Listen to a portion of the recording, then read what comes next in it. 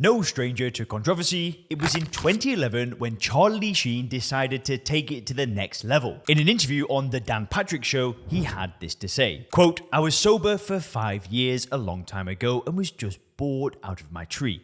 It's inauthentic, it's not who I am. I didn't drink for 12 years and man, that first one, wow." At another point, the discussion turned to crack. Referring to some earlier comments, he said, quote, "I said stay off the crack, and I still think that's pretty good advice unless you can manage it socially. If you can manage it socially, then go for it. But not a lot of people can, you know?" Fast forward a few years later to 2018, when Sheen was proudly tweeting a photo of his 1-year sobriety medallion from Alcoholics Anonymous. What happened to lead to this dramatic change?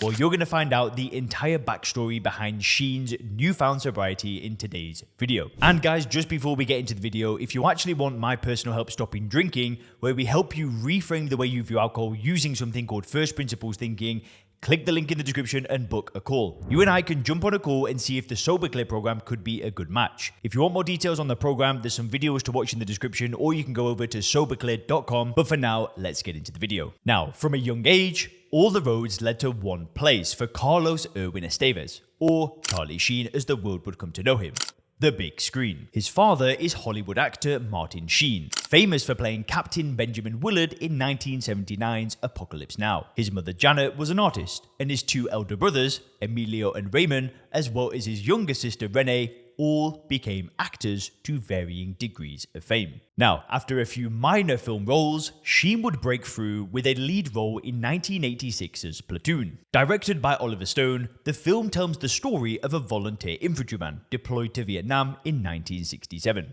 With a star-studded cast that included Tom Berenger, Willem Dafoe, Johnny Depp and Forest Whitaker, the film would go on to become a wild box office success, picking up 4 Academy Awards along the way. The following year, Sheen would star in another successful Oliver Stone film, Wall Street, alongside Michael Douglas. From then, it was only up and up for the talented young actor. Over the years, Sheen has appeared in close to 100 films and television series, earning several $100 million in the process. At one point, he was the highest paid actor on television, earning close to $2 million per episode on the CBS series 2.5 Men. Now, along with the money and fame, Sheen quickly developed a reputation as one of Hollywood's bad boys. When Hollywood madam Heidi Fleiss was arrested in 1993 for running a high-end prostitution ring, Sheen was revealed to be one of her clients. According to Fleiss, he spent several hundred thousands of dollars on the services of her girls. In all fairness, in her trial, Sheen himself would only admit to $53,000. In 1997, Sheen received a 1-year suspended sentence for beating his then-girlfriend, Brittany Ashland. And in 2005, his second wife, actress Denise Richard, applied for a restraining order. In a statement to the court, she claimed that she suffered from domestic violence threats, while also alleging that Sheen had drug abuse and gambling issues. Sheen didn't take kindly to the court proceedings. In one of the nasty emails he sent her that were leaked to the press, we find the following harsh words: "You are a pig. A sad, jobless pig who is sad and talentless and, oh yeah, sad and jobless and evil and a bad mum. So go yourself, sad, jobless pig." In 2009, Sheen got in trouble again over a domestic violence incident with his third wife, Brooke Mueller. The actor pleaded not guilty to charges of menacing, criminal mischief and assault before eventually pleading guilty to one of the charges and getting away with just 30 days in a Malibu rehab facility. All these troubles eventually took a toll not only on his health, which we will come to shortly, but also his finances. His personal fortune, once over $150 million, is nowadays hovering around the $10 million mark. The rest of his money is thought to have been spent in funding a lavish lifestyle, alimony for his ex-wives, child support, legal and medical bills, as well as high-end prostitutes. Oh, and of course, drugs. Along with the notoriety, it quickly became evident to all that alcohol and other drugs were a factor in Sheen's life. In 1990, he entered rehab, which he completed a month later. Several years later, in 1998, he was hospitalized in Los Angeles on a cocaine overdose. After several failed attempts to kick alcohol and drugs, in 2010, he checked himself into rehab yet again. But none of these attempts were successful. Perhaps because deep down, the motivation and desire for true change just wasn't there. You see, over the years, until recently at least, Sheen had publicly voiced conflicting and sometimes bizarre views towards alcohol and drugs. Check out this ABC interview from 2011, just a few months after he was removed from his 2010 rehab stint. Tell me about the last time you took drugs. The last time I took drugs, I probably took more than anybody could survive. What are we talking about? How much? I don't know, man. I was banging 7-gram rocks and finishing them because that's how I roll. I have one speed, I have one gear. Go. How do you survive that? Because I'm me. I'm different. I just have a different constitution. I have a different brain. I have a different heart. I have a different, I get tiger blood, man. You don't worry that you're going to die when you take that many drugs? Dying's for fools. But you're only human. Now, there's certain blends I will not entertain because that's how people go down. I'm too smart to do that. So, I'm sorry for the guys that happened to, but, you should have read the directions before you showed up at the party, That same year, the producers of 2.5 Men decided that they had had enough of his antics, and Sheen was finally fired from his role. It was one of the most successful and financially rewarding roles he ever had, and one that he would not be able to replicate again. His loss of income from the series was one of the main reasons that his net worth is now a fraction of what it was. In an interview with Yahoo, he disclosed that one decision in particular that he still regrets to this day: to turn down a rehab offer from the network shortly after which he lost his job. Quote, "There's a moment when Les Moonves and his top lawyer Bruce were at my house and they said, okay, the Warner Jet is fueled up and it's on the runway. Wheels up in an hour and going to rehab, right?" Sadly, Sheen did not take them up on their offer. Quote, "But if I could go back in time to that moment, I would have gotten on the jet. And it was that giant left turn in that moment that led to, a very unfortunate sequence of public and insane events. Sadly, things would get worse before they got better." It was November 2015 when Sheen sat down with NBC's Matt Lauer for an interview that would send shockwaves through Hollywood. Let's take a quick look at that now. Charlie Sheen is known to millions for his award-winning body of work on television and in the movies. But this morning, he's here to talk about something immensely personal and private. Charlie, good morning. Good to see you. Good to see you, man. How you been? Good. Thank you so much. It's my pleasure. We've spoken a lot over the last couple of days. And let me just say first and foremost that your producing team, Katie Disler and the Zim, have been awesome. Thank you. Yes. As have you. Thank you. Yeah, just absolute compassion and it just means the world. Thank you. Well, thank you. There are a lot of rumors out there right now, and you would like to address them head on, so I'll give it to you. Go ahead. I have to, yeah.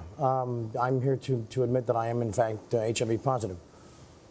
And I have to put a stop to this onslaught, this barrage of attacks and of sub-truths. The star would go on to disclose that he had first been diagnosed in 2011 after coming down with what initially seemed like a mystery illness. In the process of trying to hide his HIV positive status, over the following 4 years, he would fall victim to extortion, paying millions of dollars to buy certain individuals' silence. Sheen then went on to describe how the news of his HIV positive status led to him becoming depressed, drinking harder, and taking more drugs. It was a chapter of his life that he described as, quote, "a temporary yet abysmal descent into profound substance abuse and fathomless drinking." To overcome his loneliness and despair, Sheen hired the services of prostitutes who soon found out and started blackmailing him over his secret. He subsequently described his decision to go public as a massive relief, which instantly ended the blackmail and freed him from a personal prison. In December of 2017, she realized enough was enough and it was time for a change. In an interview with People magazine, he said sobriety came naturally to him. There was no struggle. It was just, quote, "one of those epiphany moments." In the following year, December 2018, he tweeted a photo of his 1-year sobriety medallion from AA. It was a sharp U-turn for the star, who only 7 years earlier had lashed out against AA on the Alex Jones, calling them, quote, "vintage, outdated, and stupid." So what was the final straw that broke the camel's back? After so many failed attempts and hundreds of thousands of dollars spent on expensive rehab programs, it was a simple, everyday, mundane event that made Charlie think enough was enough. Here's what he had to say about it in a 2019 interview. You said you've been a year sober. 1.4. 1.4. Yeah, that's a lot. 1.4. What happened 1.4 ago that made you fall off the wagon? What is it that makes you want to drink again, or? Well, I don't think there's anything left for me. There's no disaster left to to engage. But what makes you reach for a drink? I don't. I have a game plan and I stick to it. You know, and it's, as I said, there's nothing left in that world. I exhausted it completely. The only thing left would be something catastrophic, even more so than that intro reel. Yeah. How about that? But you know, it's there were times, and I've had time in the past. I had 5 years at one point, so it's not like someone's selling me a myth. Yeah. But every other time I was led there through an intervention or a rehab or a detox or a thing. And this, you know, this last time, the last time, I couldn't get my daughter to an appointment that she had. And so, and I don't drink and drive ever. I've never had a DUI, if you can believe that. Yeah. That's true. Yeah. And so I called my buddy Tony, and so we got her to the thing and then got her home. And it was that night I was like, wow, I'm not even responsible enough to be available for my children's needs. And the next morning, I just woke up and said, today is the day. In a more recent interview, he went into more details about his final drinking bout. It was December 10th, and I'd forgotten that it was a Sunday, and my daughter Sam needed to go to this appointment up in Thousand Oaks, and I was in Van Nuys. And I had to leave in an hour, and I'd already started drinking. You know, I'm a morning drinker, and that's the best time. Sorry.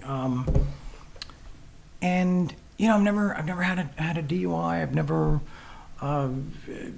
you know, had a drunken weapons charge. There's never been like that super gnarly legal. I mean, yeah, I'd wound up in court and stuff like that, Right. but not because, you know, it didn't cost somebody their life. Right. And so I called one of my best friends, Tony. I'm like, dude, you got to get here. We got to get Sam. We're going to be late. He's like, you sound fine. I'm like, dude, I've already had 2 or 3.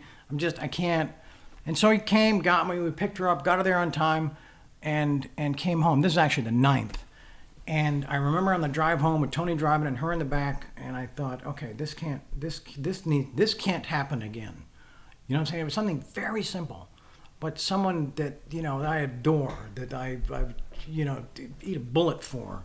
Yeah. Sorry, take a bullet for. Eat a bullet means, yeah. Anyway, yeah, and I couldn't be available for something that she needed, and it really hit me in a way that was like, okay, we can do this, you know. And I found like half a Valium in a drawer, and did that, and just kind of stayed, just watched TV that whole day. And then, you know what I'm saying? And then I was like, all right, okay, I promised myself we're doing this.